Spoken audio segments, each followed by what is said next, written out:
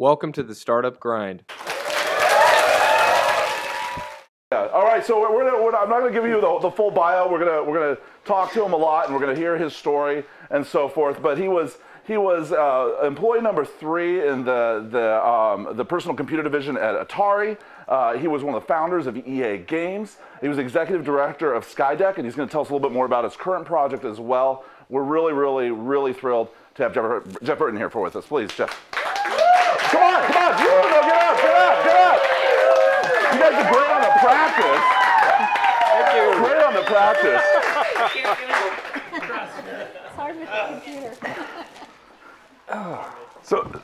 Thank you. Yeah, thank you for coming, and we really do appreciate it. And by the way, Jeff has a history, and people know that he is more than generous with his time and talking to young startups and young entrepreneurs. And thank you for being here. My pleasure. The first Startup Grind event I went to was just this past February or January in San Francisco. Oh, fantastic! And that's where I met Rich, and I was really impressed with the worldwide scope that Startup Grind has, and I love its mission, and so I'm delighted to be here. Thank you so much for coming. Definitely.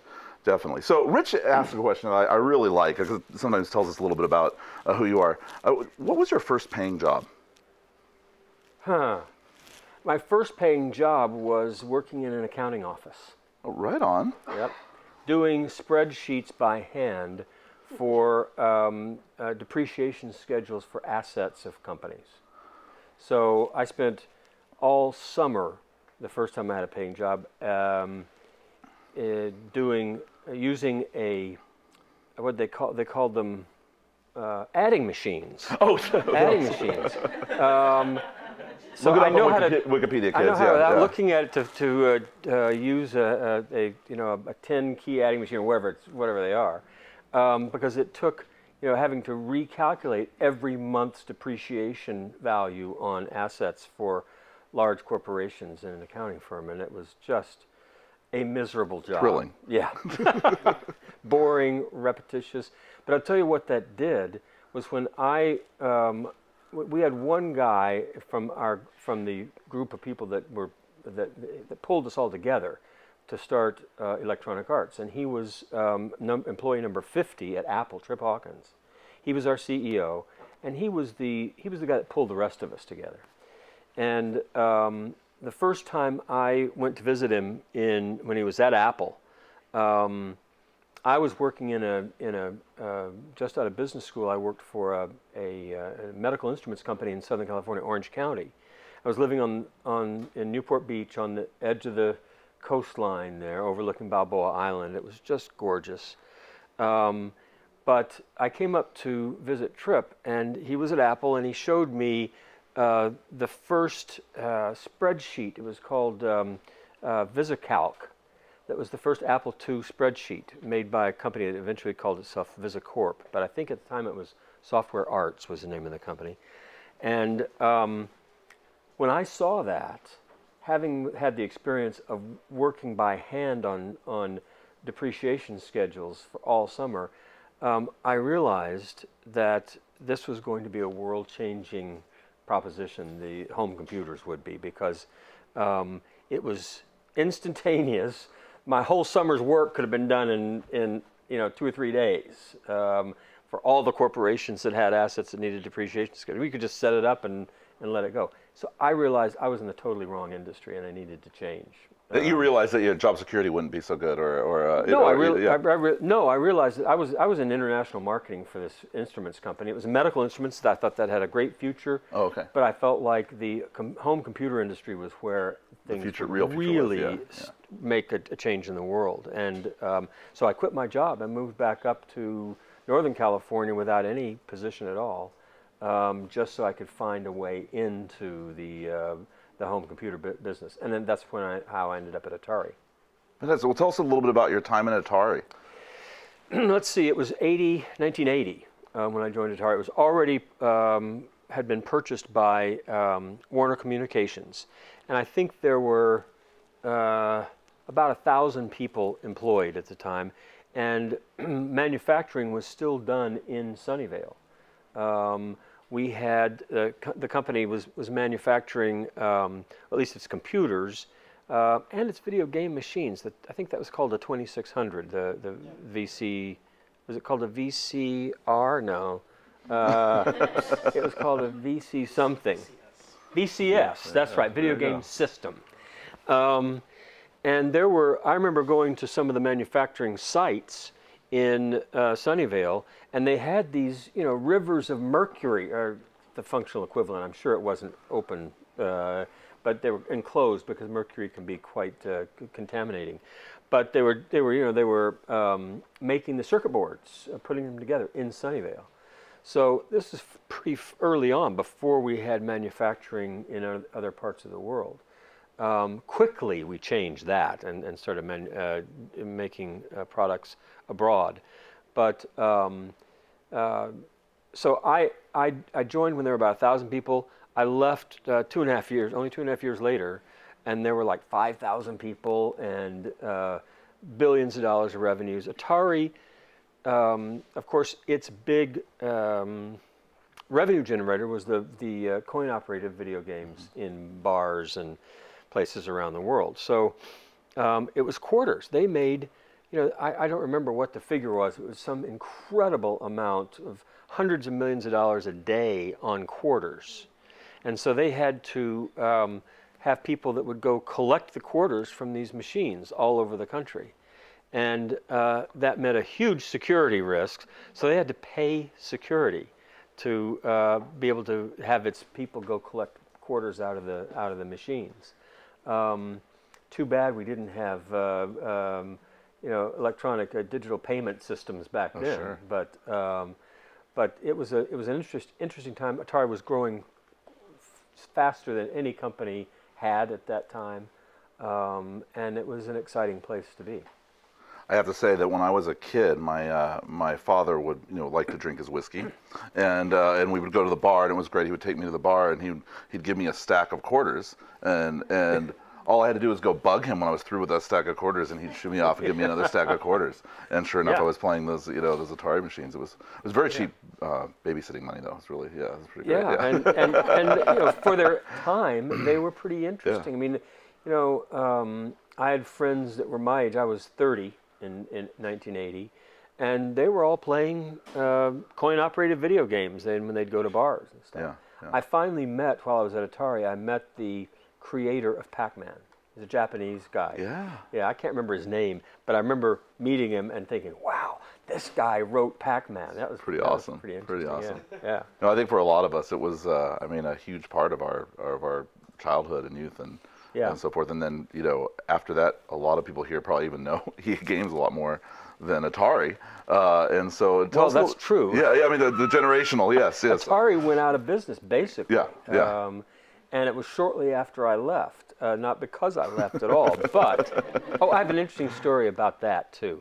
When Tripp, who was a business school classmate of mine, he pulled me and another of our classmates and then 3 other people together for dinner at his house in July of 1982. He had left Apple in about February or March of '82, where he had been the marketing director for the Lisa. Now, nobody here, well, yeah, there's some people here that are old enough to know the Lisa, but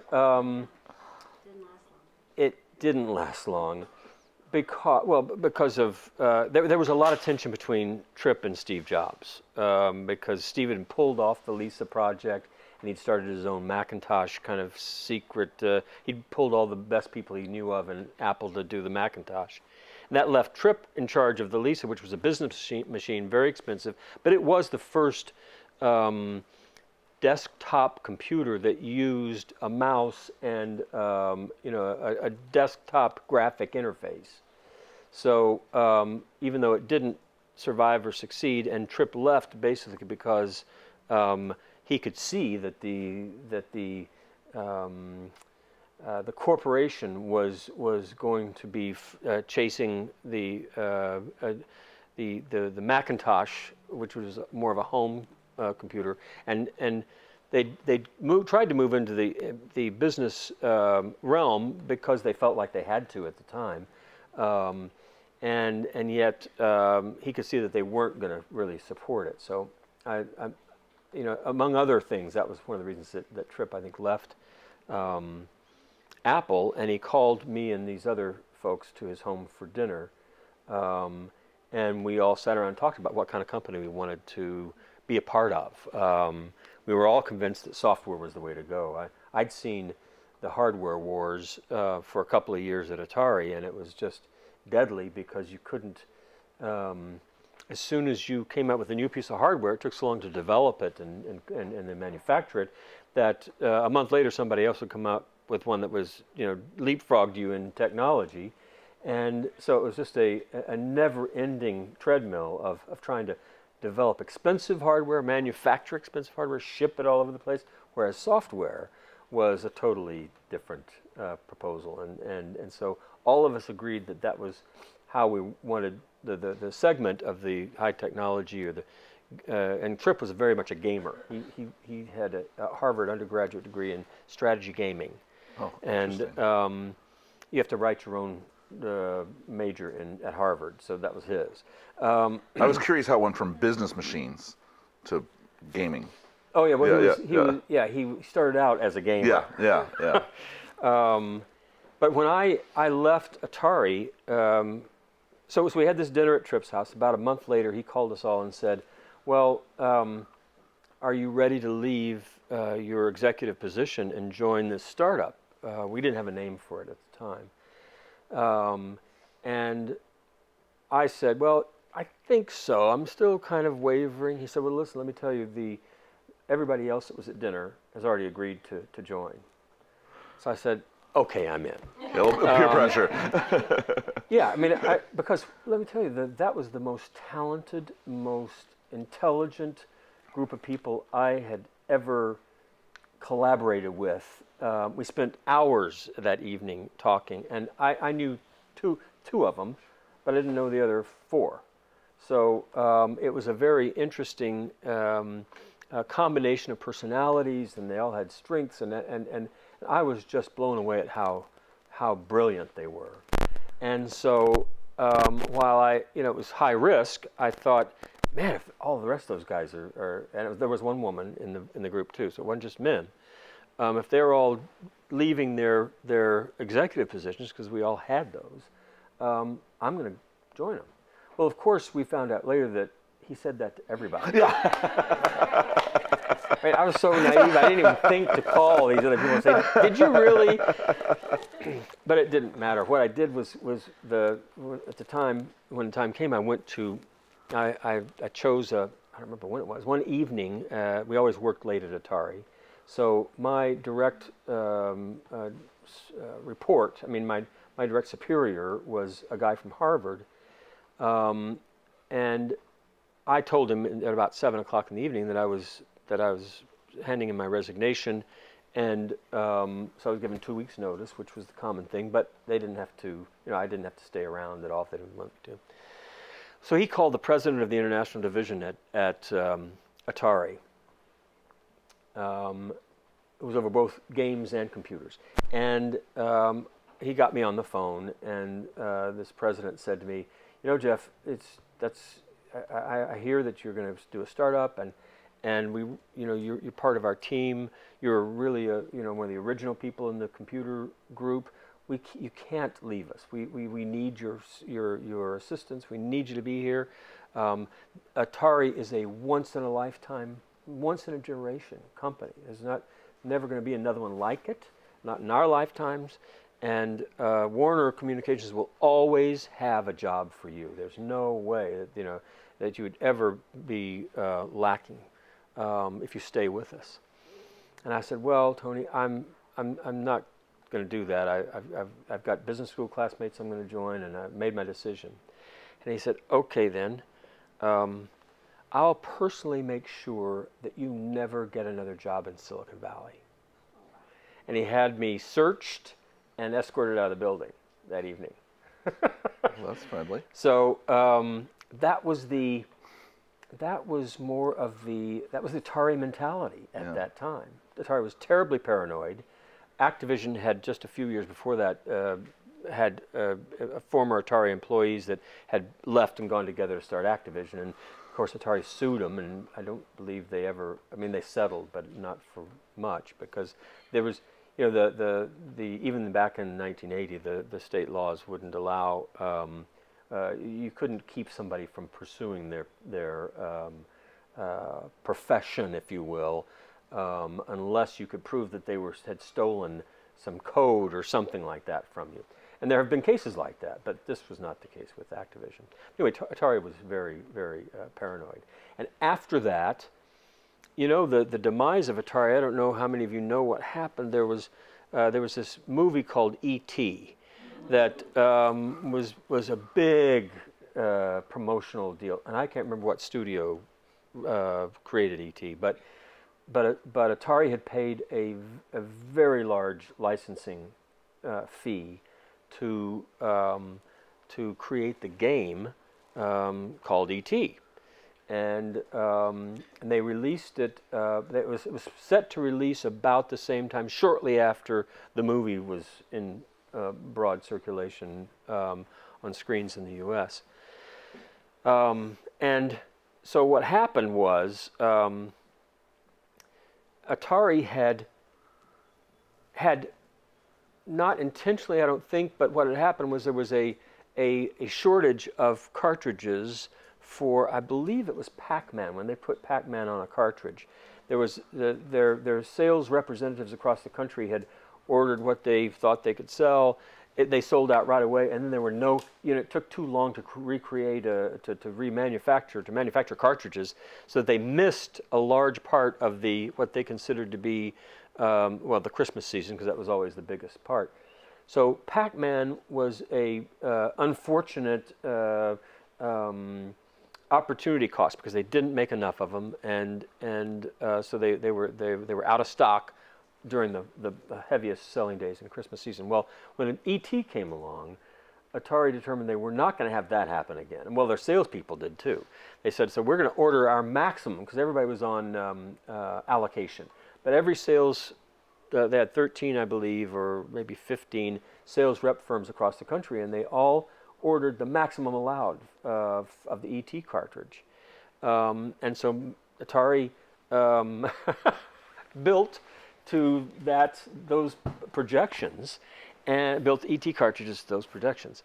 Well, this shows you how incomplete in 1980 large corporate information systems, how incomplete they were as compared to today, because what they didn't realize was that the sales teams across the country had ordered more E.T. cartridges than there were base units in the United States. So they had this. So you have two or three. You get like a 2-pack, 3-pack discount. Exactly. Yeah. Well, and then what happened was that when they got released, the game was a terrible one. It was just a disaster. Nobody bought it. I had the game, but I don't remember it. It was stupid. It was just a dumb, and they had not spent enough time, you know, and effort and care to create something that was worthy of all this hype. So that ended up causing. And here's another interesting thing I heard just in this past year. We always heard after that there were. What do you call them? Landfills in New Mexico and across the border in Juarez, across from El Paso. Landfills filled with E.T. cartridges that they just dumped. They just bought everything back? Yeah, they've uncovered a bunch of them, I believe, in New Mexico recently, last year. I think it was around like November, December, when they somebody was going through a dump or something, or a landfill, and they discovered all these cartridges. So it was true. But what happened was that the result of that was that the growth rate of revenues, no profits of the parent company, Time Warner, did not meet Wall Street expectations for that fourth quarter of 1982. They were still growing wonderfully. It was still doing great, but they missed their target of growth. That caused the stock price of Warner to take a dive. But in anticipation of that, the CEO and CFO of Atari were indicted for insider trading. They traded a bunch of their Warner Communications stock, knowing that Atari wasn't going to be able to show the profitability that would support the predictions from Time Warner. So that kind of created this, I was not in the company at the time. PR problem. Created a big PR problem and an investor's distrust. And Atari never recovered from that. It kept trying to, but it never did. It went out of business, or it really kind of shut down. In fact, Jack Tramiel of Commodore bought it in about 1984. I don't remember exactly those dates, but a couple of years later, Atari was gone essentially, and it never regained its supremacy. The other thing that it did, it was an interesting thing, I think, was that it bought the rights in about 1980. It paid Nintendo a huge, it wasn't a licensing fee, it was a distribution right for the Nintendo game machine for the United States, distribution in the United States, exclusive rights, with no intention of ever bringing the Nintendo into the United States. They just wanted to keep them out for 5 years, which they did. Nintendo was not sold in the United States until about 1985, when that agreement expired. But that was Atari's way of doing evil. business. Atari was an aggressive, what would you call it? Not necessarily evil, but certainly a proactive company in trying to protect itself. Ticketmaster reminds me of them today. Same kind of company, same kind of ethics in the company. That was an interesting time period. And so then we segue into Electronic Arts. I was going to say, how did the culture differ there? Okay, the culture at Electronic Arts was purposely and intentionally quite different. We were very sensitive to the fact that we wanted to have a group of people that we all liked working with, to be employees at Electronic Arts. That we wanted to find the best people, the brightest people we could, and for about we didn't have an HR person in Electronic Arts until we went public. That was 7 years into it. We certainly had Tripp's executive assistant handled all of that stuff, but she wasn't called HR. She didn't. We didn't have a massive HR book, and until we had about 100 people in the company, we had everybody in the company interviewed every applicant for every job. Now, as we got close to 100, that became unwieldy.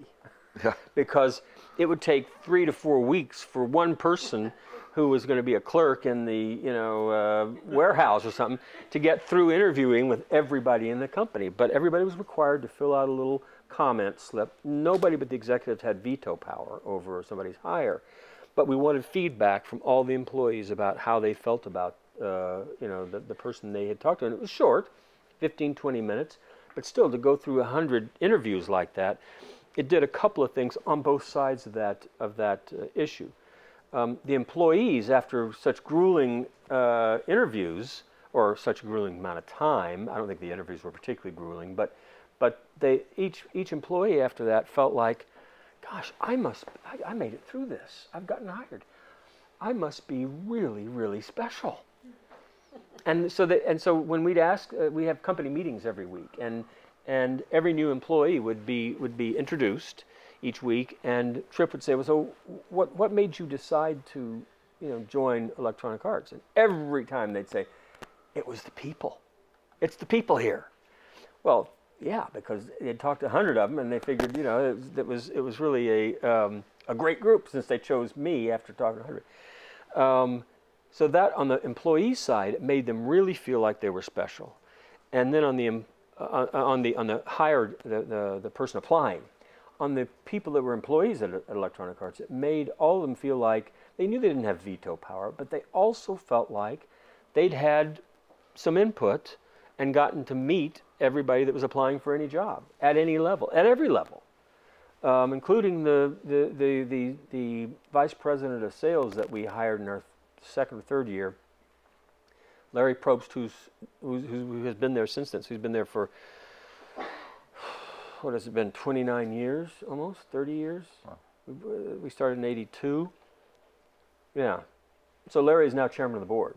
But when he was applying, we kind of recruited him out of Activision at the time. Everybody had a chance to interview Larry.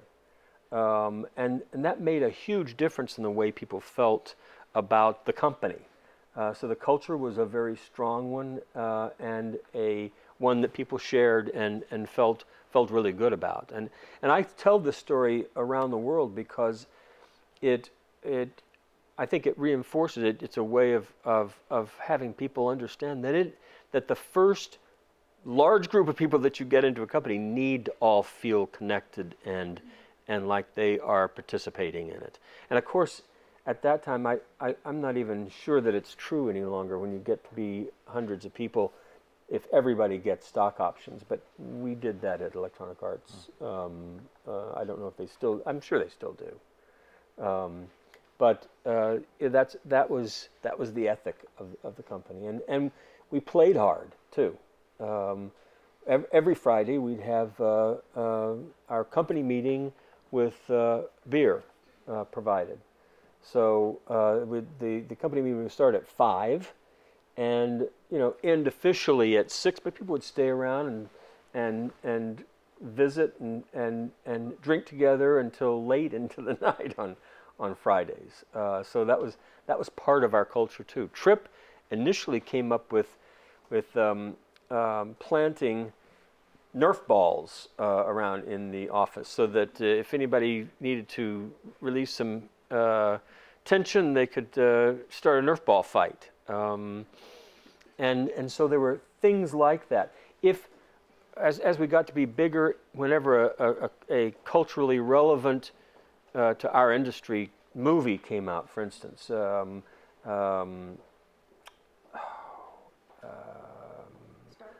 well, Star Wars movies, they were a little bit earlier, but they had new ones come out. I'm thinking Raiders of the Lost Ark. That was one of the movies that, I remember when it first came out, we rented a theater and had the whole company on one of the mornings go in and watch that movie, just because we wanted to stay current with that aspect of U.S. culture, and we wanted everybody to be able to enjoy that kind of stuff. We took every year we took a week, no, it wasn't a week, it was a 4-day weekend at Pajaro Dunes, which is a beach condo grouping south of Santa Cruz on the beach. And we'd rent a bunch of condos and put everybody in the company would go down there, and what it was a long 4-day weekend for us to all review our business plan. We wrote a new business plan every single year. And so after we'd gone through that exercise, and it was usually the executive committee that wrote the bulk of the business plan, but we wanted to share it with all the people in the company. So we'd spend a 4-day weekend at Pajaro Dunes, and meetings every day to go through aspects of the business plan so that everybody was on the same page. Mind you, the business plans didn't stand up for more than 2 or 3 months because circumstances changed so much, but we went through the discipline of writing a business plan every year. Nowadays, of course, startups don't do business plans anymore. They just do slide decks. Yeah. But that was what we did back then, and it brought us together. That's the whole point of this. Is that what do you think ultimately was what has been the key to EA's success and sustained success? Well, initially, I would say it's changed. They've had to change, and in fact, EA has not, in my opinion, and I'm not part of. By the way, I'm not part of Electronic Arts anymore. Somebody asked me if I was still there.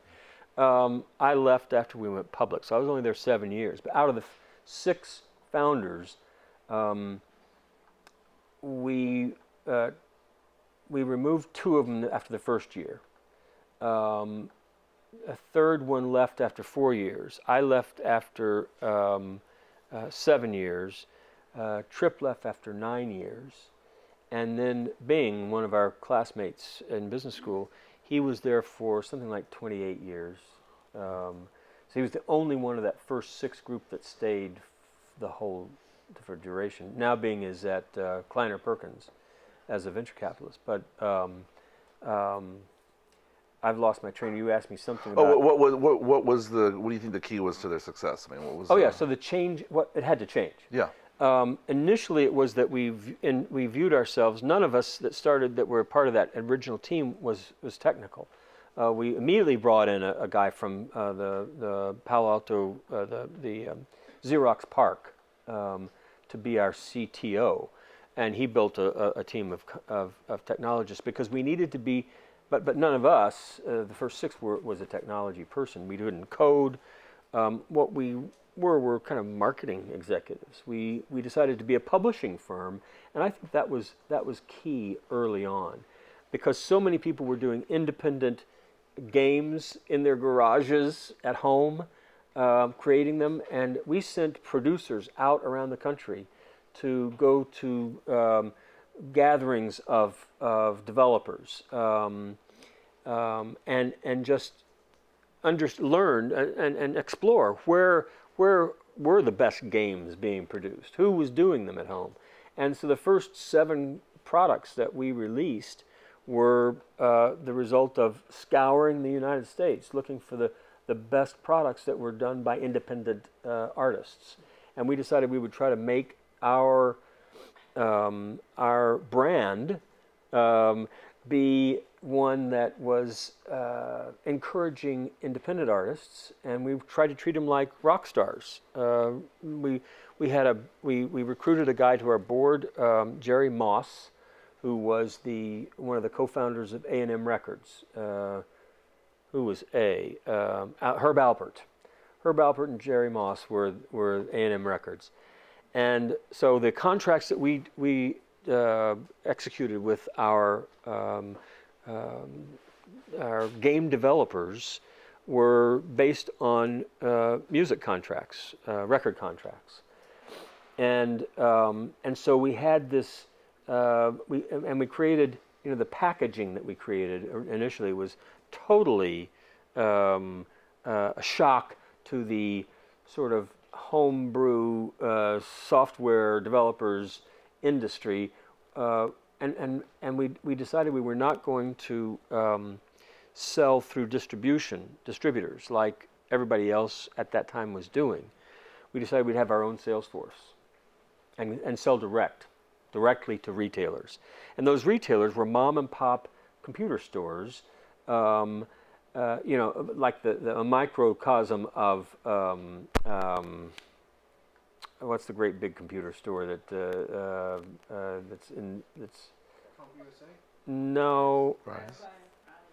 Oh, Best Buy might be the one. No, the one that still sells components. Fry's. Fry's. Yeah. Fry's. All right. So Fry's is gigantic, and you can't ever get any help. But there were lots of computer stores that just had a couple of owners in there, and they were, very narrow, small places, and they'd have software stuck on pegboards in baggies. That's the game software particularly was sold like that. Well, we decided one of our co-founders was Bing Gordon, who was had been in the advertising agency business after business school. So he got his advertising agency friends to break away from one of the agencies and start their own company that we would support. And they did the packaging for us. And we decided, because we were using this model of the music industry, we made does anybody here remember records? Remember what record LP albums used to look like? They were like large cardboard with fancy, beautiful graphics on the outside and liner notes. Sometimes they'd open out into a double, page type of thing. They'd have liner notes in there. A lot of times they had an interview with the musician or the artist.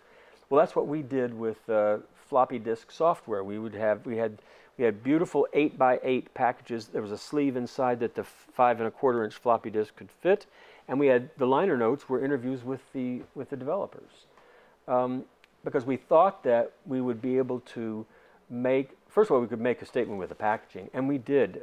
When we first shipped, one of the things that we did was all the executives in the company adopted a territory in the United States, and we went out and spent 3 weeks on the road, going from to the major cities in that territory.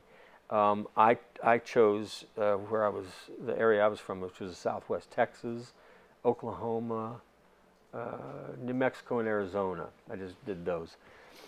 And so I'd go into a city, and there was nothing but the yellow pages. So I had to go in and look up computers in the yellow pages and find all the computer stores that were in the area, and then cold call these computer stores. And I'd walk in with our packaging. I'd say, I'm from Electronic Arts, and they'd say, Electronic Parts? No, Electronic Arts, we're a software company, and we have some games. Okay, well, and then I'd say, well, let me show them to you. And I'd pull out these packages, and they'd say, oh my God, we have to have those in the store. We have to get, we'll buy 2 of each. One to show and one to go. And so I said, okay, fine. Well, that's how we slowly built up our direct-to-retailer distribution. Because, they'd sell those 2 pretty quickly, and they'd have to reorder, and that was fine. We could see that pattern working as all of our executives were traveling across the country. The headquarters back here in San Mateo, we could practically, the warehouse knew where I was by where the orders were coming in and repeating, So it was everybody said we would fail if we didn't go through distribution, but we decided we'd take the hard road, which we hoped would pay off in the future by having direct relationships with our retailers. And so that was pretty successful. Our packaging, our advertising. We had we started out with a double-page spread print ad, because that's basically all there was, unless you were on television. We didn't have the funding. We did have good funding for that time. It was $5 million from Kleiner Perkins, Sequoia, and Seven Rosen were the 3 venture firms that we accepted, and there were 6 that wanted to invest, and we only said, no, we'll take 3. And that was pretty good for 1982. But the only media that we could reach people through was print, and that was about it. I mean, unless we were going to go television, we wouldn't do that. So we had these creative guys that came from an agency in the city, and they did our first double-page spread, and the title of the ad, I don't know how many of you have seen it, it said, "Can a computer make you cry?" And we had this sort of, we hired the guy that had done the cover of one of the Beatles albums. I think it was Black and White. That was the name of the album? A white album? Huh? No, it was no, it wasn't the White Album. Sorry, yeah. It was it had a headshot of each one of the Beatles. It was sort of shaded. It was in black and white, and their face was sort of half in shade. With Revolver, is that right? Was it Revolver? Okay, well, the guy that did that photograph of him was a guy in Hollywood, a photographer that liked to pose people. So we got all of our artists from around the country that we'd done contracts with for our first 7 products, and he grouped them in this sort of thoughtful magenta tone, duotone kind of photo. They were all wearing black, and they were in a sort of a group, and in these interesting kind of thoughtful poses. And that was the photograph that accompanied "Can a Computer Make You Cry?" And the text in it was just excellent. So we did a good job of launching things with a strong brand, and we chose to do direct sales. Well, what ended up happening years later is that if we hadn't done that, we would have probably not made it, because that direct relationship with retailers eventually saved the company when we couldn't produce enough top software with independent artists to really have us to support the kind of infrastructure we needed in order to deal with all these retailers. So we started this what we called EA distribution, our own distribution company, and we go out and get other people's titles that we didn't publish, that we didn't do, and we would just resell them as a distributor. We became our own distributor for other companies, and that really, we went through a time period just before we went public where that was a crucial success factor for us. Kept you guys going. Yeah, kept us going. Yeah. The other thing that I think was crucial is that we went through a phase after our first year. We had this projection, we thought we'd get about $20 million in revenues from sales of our first set of products. Well, at the end of the year, we had about 10 million, half that. Investors weren't happy with that at all. It was like we'd missed our projection by half. And so we began to, soul search and think, let's see, maybe this market, the video game market, is not ready for us yet. Maybe we're doing things that are a little too advanced, or there's not enough computers. Maybe we should do business software for the home.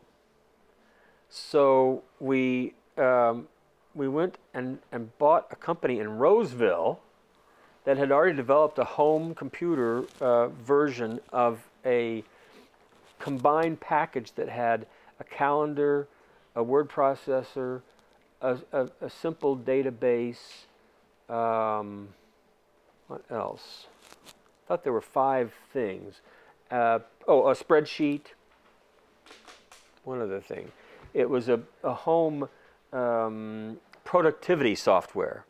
We didn't spend that much money on buying the company because we gave them stock, essentially. It was a stock deal. And we spent a lot of money on developing refining that product, trying to give it an identity, packaging it, advertising for it, and we completely failed at that. That almost got us too. We couldn't sell productivity software into the home. We called the product Get Organized. It didn't last at all.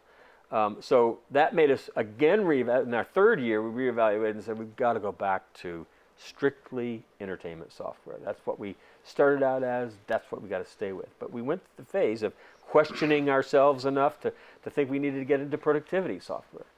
By the way, the guys that were purchased the Roseville software company, they made out like bandits because they had all this stock, and their product, by no fault of their own, we just couldn't make it work for them. But they were sitting on all this stock, so when we went public, they were quite happy. Yeah.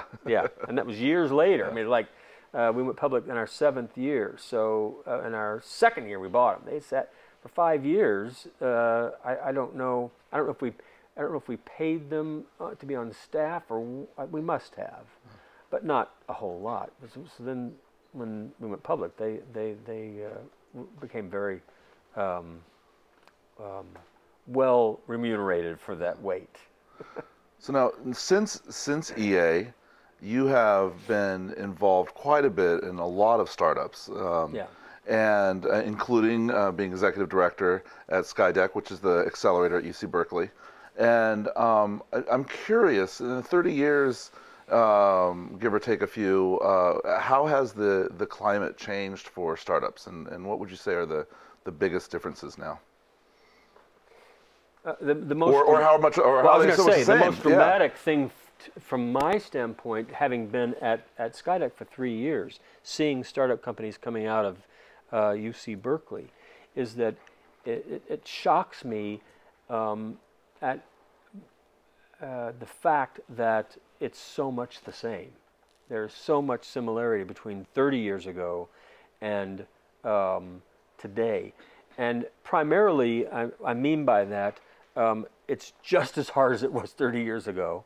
I'd say the biggest difference really is that it's so much less expensive. I mean, it takes so much less money to create a company now than it did 30 years ago. People are much younger too now. We were all in our 30s when we started Electronic Arts, and now people are in their 20s at the oldest. Teens. Or teens, yeah. So those are big differences, but the process itself, and of course there's a lot more money now than there was then, but we didn't, back then we started the company in August and we got funded in November. So that was a pretty short time for back then, and it's very short for now too. But there's just so much more money around because of one of the idiosyncrasies, one of the unique things about Silicon Valley, or this area, the whole technology area, particularly in the Bay Area, and I'm sure it extends out to here too, to Roseville, because there's these guys in Roseville that are sitting on a bunch of money that I'm sure that they've reinvested in other startups. And that's what the churn of investment that the original, that back in the, when the IPO was the major exit strategy for companies, there were so many people that made so much money that everybody I knew that did well with the IPO of Electronic Arts, all of them put money back into other companies. And it's not charity, it's reinvestment, but it's also reinvestment in other startups. They didn't diversify their portfolio of stock holdings into General Motors, and they diversified them into other startups at small amounts, 50,000, 100,000, a couple hundred thousand, on lots of different companies. And that has been a real characteristic of this broader area that has made it thrive and really be a much healthier area than it was years ago, because there's so many people willing to, angels is basically what it is, to invest in startups. The other thing people ask me sometimes, you may ask this too, isn't it kind of aren't startups today facing this huge amount of competition, and all the startups that are out there today, isn't it just so crowded, and people are thinking of the same things all over the world and stuff like that? And my answer to that is that I've never seen a better time in my lifetime to start a company than now. There is so much more potential. Now that there are 5 billion people that have cell phones, and I don't know how many billions of the 5, I don't know what percentage of the 5 are smartphones, but it's growing all the time. It's a huge opportunity. And we didn't have that at all in 1980 with just a few. You had to buy print ads. We had to buy print ads. That's right. And so this is the best time in my lifetime to start a company. I encourage people to do it all the time because it's not too crowded. It's not something that's finished at all. It's still just emerging, and it's great to get into it. Even today. So we have a lot of people here, a lot of budding entrepreneurs and startups here. And what if you would give one word of advice before we go to the Q&A from the audience? Mm-hmm. One word of advice to a young entrepreneur. It's got to be follow your passion. That's not a one word, but money is not the end all of being an entrepreneur at all. it's doing something that you believe in and that you love, that you can't keep from doing. That's the I think the trigger or the spark that makes you understand that you should follow. That makes you understand why you're doing what you're doing, and that's the most important thing, is to keep that in the forefront of your mind, because it's every company is very is difficult, and you go through times of self-doubt and times of failure, and yet it really requires that you be passionately attached to what it is that you're doing. That's what makes it all worthwhile. And what we'd like to do here is we'd like to do a little a Q&A with the audience. If you have a question, just give us your name and go ahead and ask Jeff the question. Oh, yeah. Hi, Jeff. Thanks for coming in tonight. Sure. My name is Mito Eldon, and my startup is called Whirly. We're a private social network on mobile. And we're just starting to gain some traction, which is exciting. I guess the question that I have for you is, you guys seem early on were very influenced by the record industry model, to the extent that you created your packaging based on it. And I'm curious, how then did you come to the decision to do a different distribution model? I assume at the time records were being distributed through distributors. So was that a conscious decision to say, hey, we think let's go this other direction? It was a conscious decision not to go through distributors, because we didn't want to give up the margins that you had to in order to get your products into distribution. We could sell directly to retailers and keep that margin ourselves. So that was the basic reason. As I said, what that ended up doing for us was allowing us to become a distributor ourselves at a later date, because we had the relationships with the retailers, the direct relationships, and that was an unintended consequence. We wanted to keep our margins high, so we wanted to go directly to retailers, and what we didn't understand was that put us, or what evolved from that. Because we thought about it, we would have understood that would put us in a position of being able to handle other people's products as well as our own. There was some dissidence within the company when we decided to create EA distribution, and that was people. Some of our older employees said, "That's not what we did. That's not what we dreamed of here. We didn't dream of being a distributor for other people's products. We want to," and part of the reason was we wanted to maintain control of the quality level. We tried to create the best products in the world, in the marketplace at the time, the highest entertainment value, the best production value.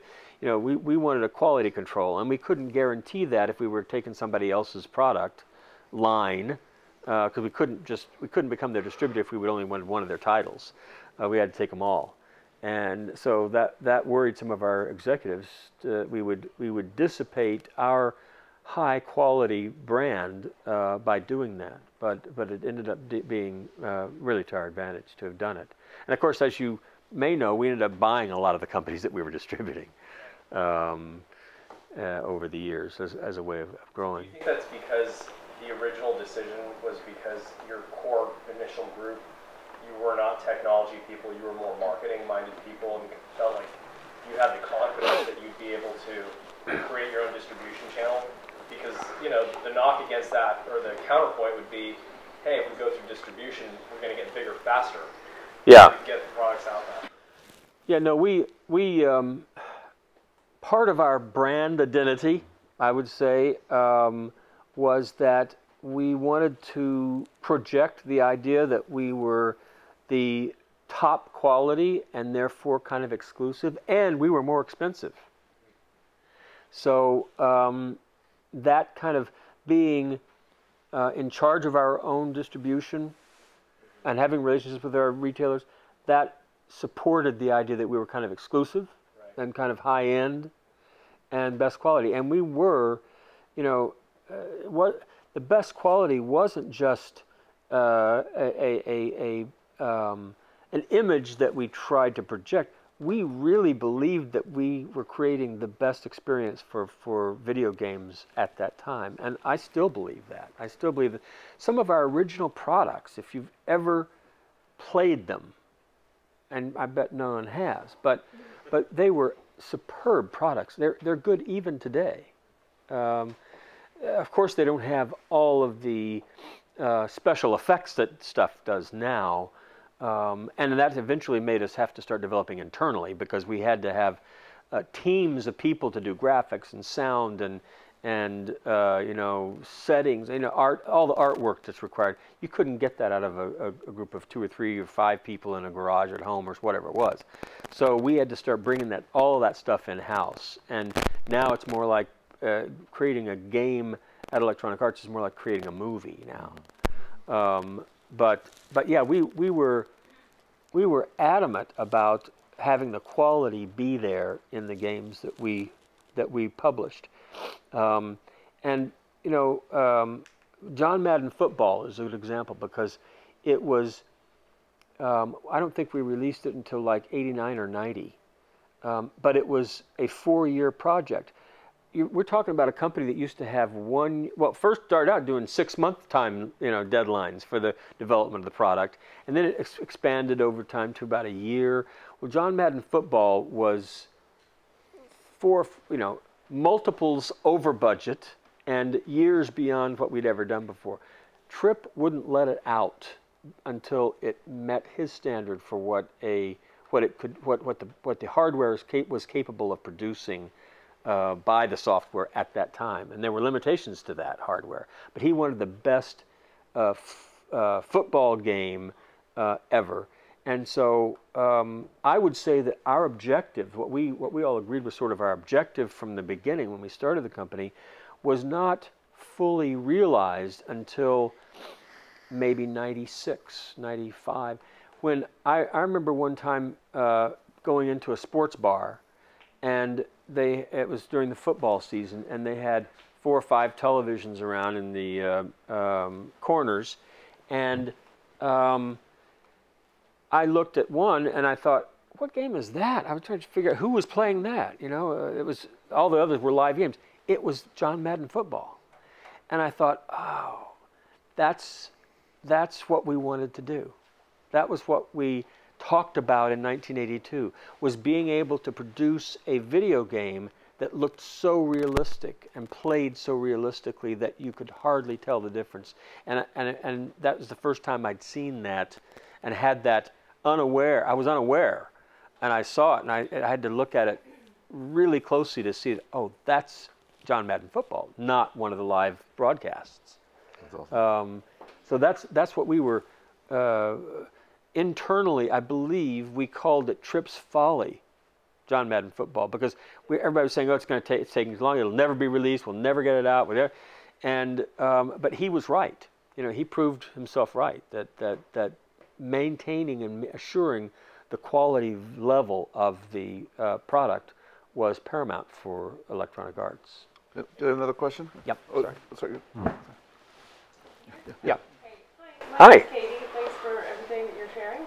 I'm curious to know, when you're looking at young people or startups or considering investing, what are some of the things you look for in a company? I mean, is it the passion you talked about? Like, what intrigues you or gets you excited about investing in a startup yourself? For me, it boils down to the people. How flexible are they? How teachable are they? How collaborative they are, and how honest. How much self-knowledge do they have? I mean, that's so important, because you can get carried away in a manner that's dysfunctional for the company if you don't have a good understanding of what your strengths are, and if you don't understand that the best thing you can do is hire people who you think are smarter than you are. A lot of people just can't do that. Communication skills are extremely important because you've got to be able to communicate with the people you're working with on a very open and honest basis. It's one of the best things about Tripp as our CEO. He wanted all the people in the company to have, if he had to err on either too much information or too little, he wanted to err on too much side. So he would tell us stuff he probably shouldn't have told us in the course of our company's existence in the early days, because he wanted us all to know and feel like it was an open, transparent company, and it really was at that time. And a question over here. Oh, we got a little one over here. Yeah, hi.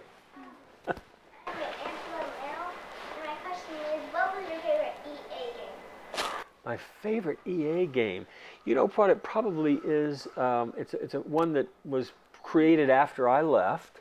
It's called FIFA Football. It's the international soccer game. It's just great fun to both play and watch.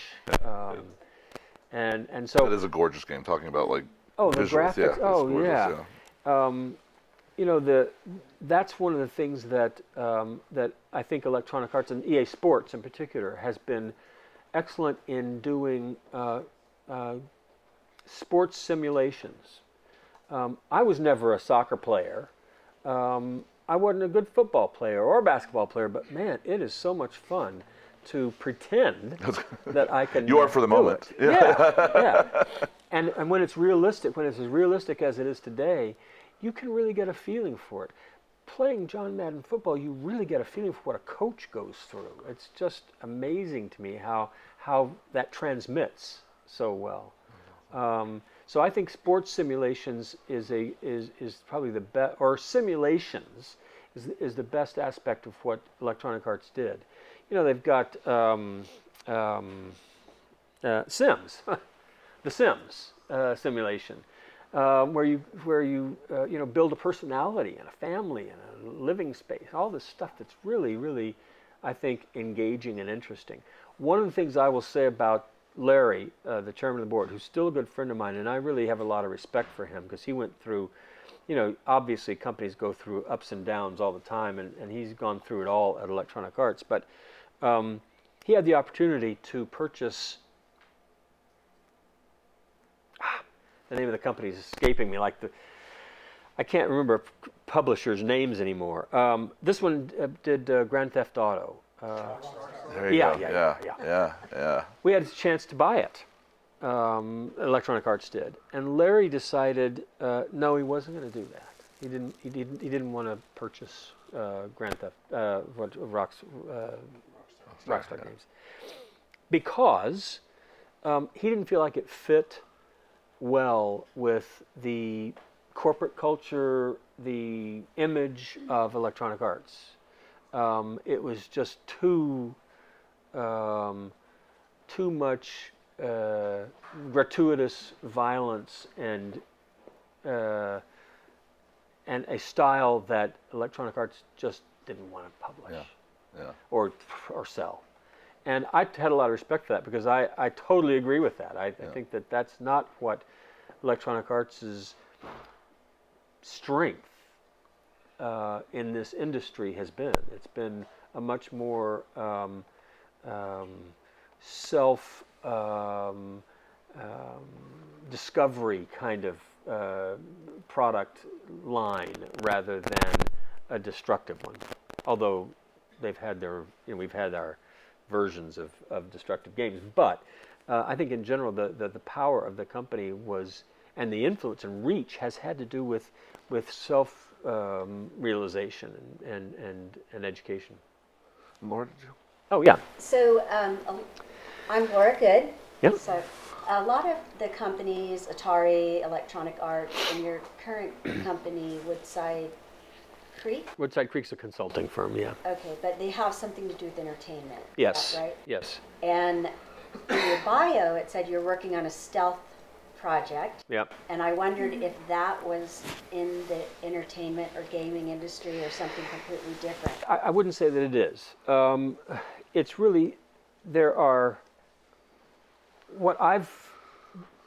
at my age, what's important to me now is to try to, my belief is so strong in the idea that starting companies can be a unifying experience for the world, that I feel like and there's only one Silicon Valley, Bay Area.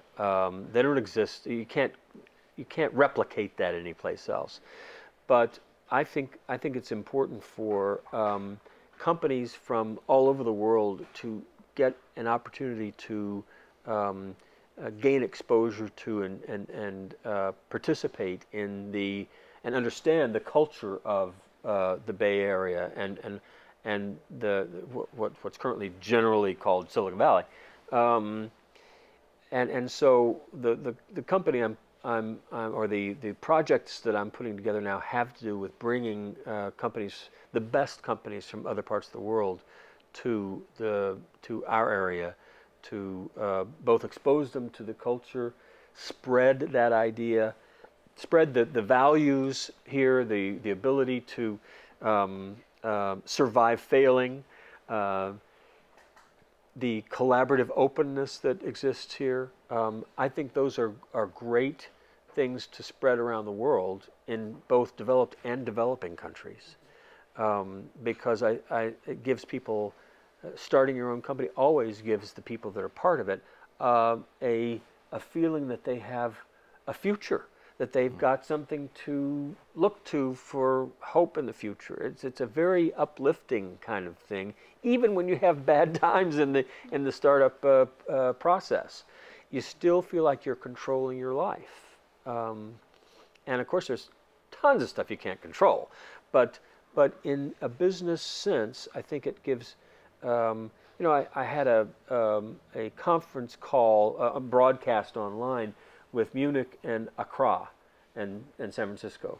And I was in charge of the panel in San Francisco, and we talked about the cross-cultural aspects of startups and emerging companies. And they,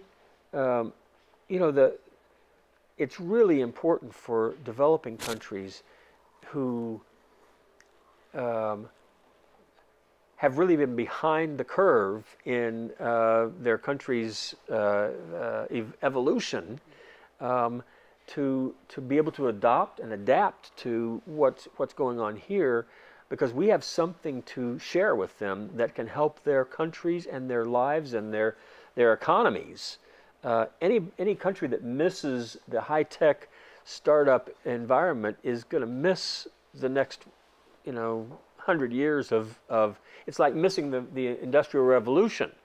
You can't afford to do that. And so the stealth project that I'm working on, the reason it's stealth primarily is because it hadn't fully formulated yet, so I can't really describe it openly. Things might change about it, but that's the direction that I'm going, is trying to get a broader understanding throughout the world, even in undeveloped or developing countries, of what it takes to build a team and a company and succeed. Yes. Oh, yeah. Richard, sorry, I think he had his hand up earlier. So one of the challenges that we actually work with a lot of startups here, and the biggest challenge that I think the startups here have is how to get funding or where to get funding, and what are your thoughts, or what are you advice about getting funding for a startup for getting funding?